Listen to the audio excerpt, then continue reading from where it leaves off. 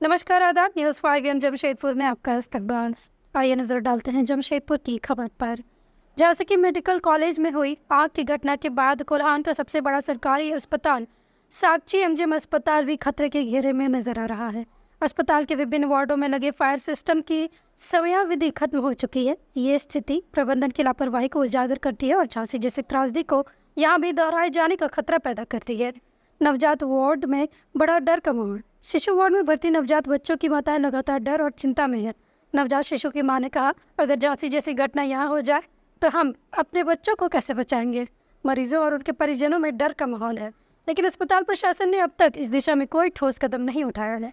जब अस्पताल प्रशासन से इस मुद्दे पर सवाल किया गया तो उन्होंने कहा कि फायर सिस्टम के एक्सपायर होने की जानकारी मिलने के बाद जांच करवाई जाएगी और इसे दुरुस्त करा जाएगा। यूपी के झांसी मेडिकल कॉलेज में हाल ही में हुए हादसे में आग लगने से 10 बच्चों की मौत हो गई थी, जबकि 40 बच्चों को खिड़की तोड़कर बचाया गया था।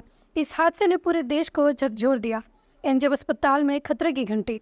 झांसी की घटना के बाद ये स्पष्ट है कि एमजीएम अस्पताल की लापरवाही किसी बड़े हादसे को दावत दे रही है।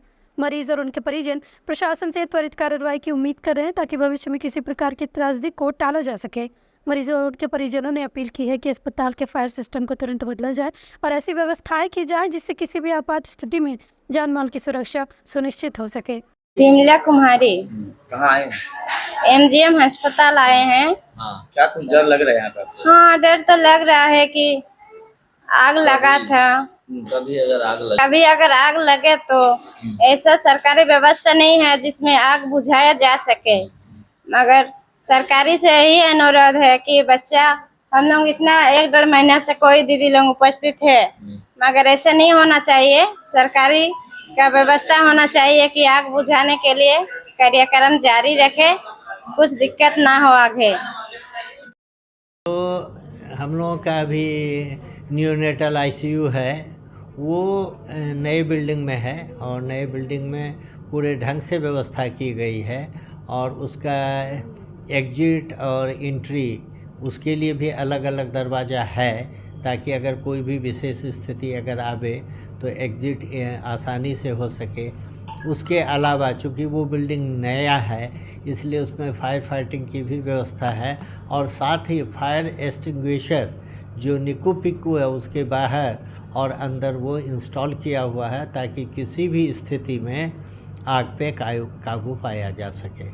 और दूसरी बात है कि उसका जो इलेक्ट्रिफिकेशन हुआ है वो इलेक्ट्रिफिकेशन इस तरह का है कि उसमें यदि कभी भी शॉर्ट सर्किट की संभावना होती है तो अपने आप बिजली व्यवस्था बंद हो जाएगी, इसलिए इस तरह की संभावना बहुत कम रह जाएगी। यूपी में घटना घटी है, कितना दुखद घटना है? नहीं, घटना दुखद है और ये बात है कि अस्पताल का जो भी वार्ड हो, आईसीयू हो या पिक्कू हो या एसडीयू हो, इन सारे जगहों में चूँकि ऑक्सीजन का फ्लो बहुत ज़्यादा होता है, ऑक्सीजन पॉइंट्स बहुत ज़्यादा लगे होते हैं, जगह काफ़ी सेंसिटिव रहता है, इसलिए समय समय पर उसकी जांच आवश्यक है।